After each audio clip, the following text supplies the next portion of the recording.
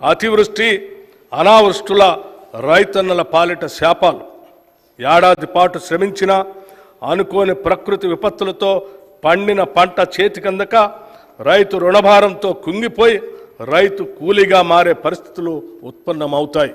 వారిని ఇలాంటి దైన్య స్థితి నుండి కాపాడాల్సిన బాధ్యత ప్రభుత్వానిది. గత ప్రభుత్వం ఈ పథకానికి అవసరమైన బీమా ప్రీమియం చెల్లించక రైతుల కడగండ్లకు కారణమైంది. మా ప్రభుత్వం రైతుకు ఆర్థిక భద్రత కలిగించేందుకు పంటల బీమా పథకాన్ని అమలు చేయడానికి ఈ సంవత్సరం నుండి ప్రధానమంత్రి ఫసల్ బీమా యోజన పథకంలో చేరాలని నిర్ణయించాం. ఈ పథకం కింద రైతులు చెల్లించాల్సిన బీమా ప్రీమియం కూడా రాష్ట్ర ప్రభుత్వమే చెల్లిస్తుంది. రైతులకి పైసా ఖర్చు లేకుండా వారు వేసిన పంటలకు పూర్తి భద్రత ఈ పథకం కల్పిస్తుంది. తెలంగాణలో వరి సాగు చాలా విస్తృతంగా జరుగుతుంది. పండిన పంటకు సరైన ధర రాక పెట్టుబడి కూడా దక్కక రైతులు తీవ్రంగా నష్టపోతున్నారు.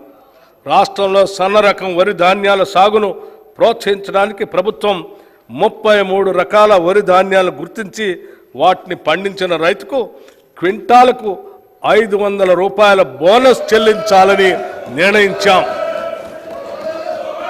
దీనివల్ల సన్న రకాల వరిని పండించే సాగు భూమి విస్తరణ పెరిగి రైతులకు ఆర్థిక ప్రయోజనం చేకూరుతుంది. వ్యవసాయ రంగంలో వచ్చే ఆధునిక సాంకేతిక అభివృద్ధి రైతులకు అందితేనే వాటి వలన ఉపయోగం. టెక్నాలజీ మరియు రైతు మధ్య ఒక అనుసంధానం అవసరం. రైతులకు ఎప్పటికప్పుడు కొత్త శాస్త్రీయ పద్ధతుల ద్వారా దిగుబడులు పెంచుకోవటం, పంటలను తెగుళ్ల బారి నుండి రక్షించుకోవటం మరియు ఇతర వ్యవసాయ రంగ పరిజ్ఞానం అందించటం మా ప్రాధాన్యతగా ఉంది. ఈ కార్యక్రమంలో భాగంగా ప్రొఫెసర్ జయశంకర్ తెలంగాణ రాష్ట్ర వ్యవసాయ విశ్వవిద్యాలయ శాస్త్రవేత్తల సహకారంతో వీడియో కాన్ఫరెన్సుల్ని నిర్వహిస్తున్నాం. కుట్రపూరితమైన ఉద్దేశంతో గత ప్రభుత్వం చేసిన దుశ్చర్య ధరణి. చాలా సంవత్సరాల కాలంగా భూమిపై సర్వ హక్కులు అనుభవిస్తున్న కొందరు రైతన్నలకు వారి భూమి వారికే కాకుండా చేసింది ధరణి. తరతరాలుగా తమ యాజమాన్యంలో ఉన్న భూముల్ని ధరణి పోర్టల్లో నమోదు చేసే సమయంలో జరిగిన లోపాలు, అక్రమాలు, అవకతవకల వల్ల లక్షలాది రైతులు తీవ్రమైన మనోవేదనకి గురయ్యారు. ఆ పొరపాట్లను సరిదిద్దేందుకు ప్రభుత్వ కార్యాలయాల చుట్టూ తిరిగి వేసారిపోయారు. గత ప్రభుత్వం చేసిన తప్పులతో ఎంతోమంది వారి భూముల్ని అమ్ముకోలేక పెళ్లిళ్లకు, పిల్లల చదువులకు మరియు కుటుంబ అవసరాలు తీర్చుకోవటానికి నానా అగచాట్లు పడ్డారు. లోపభూయిష్టమైన ధరణి నిర్వహణ వల్ల చాలామంది రైతులకి అందవలసిన రైతు బంధు, రైతు బీమా వంటి ప్రభుత్వ పథకాలు కూడా అందక నష్టపోయారు. సాక్షాత్తు తెలంగాణ హైకోర్టు కూడా ధరణి పోర్టల్లోని ఎన్నో లోపాలని ఎత్తి చూపింది. ప్రజలకు ఇచ్చిన హామీ మేరకు మా ప్రభుత్వం ఏర్పడిన తర్వాత జనవరి 2024లో ధరణి పోర్టల్ అమలు కారణంగా వచ్చిన సమస్యల్ని అధ్యయనం చేయడానికి ఒక కమిటీని నియమించింది. ఆ కమిటీ సూచనల మేరకు మొదటి దశలో పెండింగ్లో ఉన్న దరఖాస్తులను పరిశీలించి పరిష్కరించడానికి స్పెషల్ డ్రైవ్ను ఈ సంవత్సరం మార్చి 1 నుండి మార్చి 15 వరకు జిల్లా కలెక్టర్ల ఆధ్వర్యంలో చేపట్టాం. మార్చి 1, 2024 నాటికి 2,26,740 దరఖాస్తులు పెండింగ్లో ఉండగా 1,22,774 కొత్త దరఖాస్తులు వచ్చాయి. మొత్తంగా ఉన్న 3,49,514 దరఖాస్తుల్లో మార్చి 1 నుండి నేటి వరకు 1,79,143 దరఖాస్తుల్ని పరిష్కరించాం.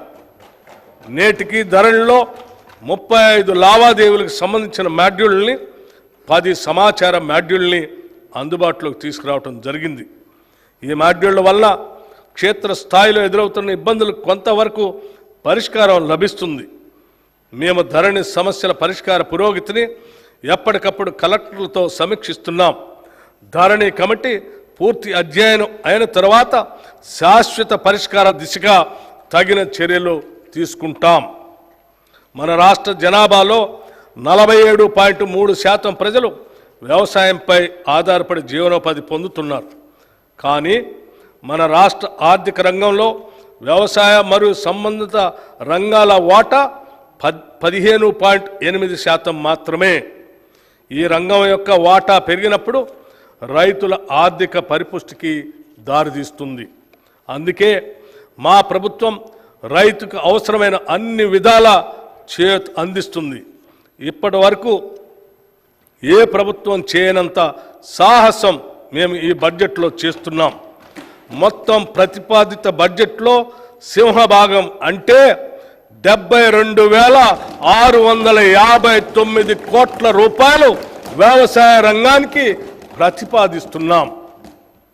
ఇది రైతుల తలరాతలు మార్చే ఒక చారిత్రాత్మక నిర్ణయం. భారతదేశ చరిత్రలో వ్యవసాయ రంగానికి ఇది ఒక మైలురాయి.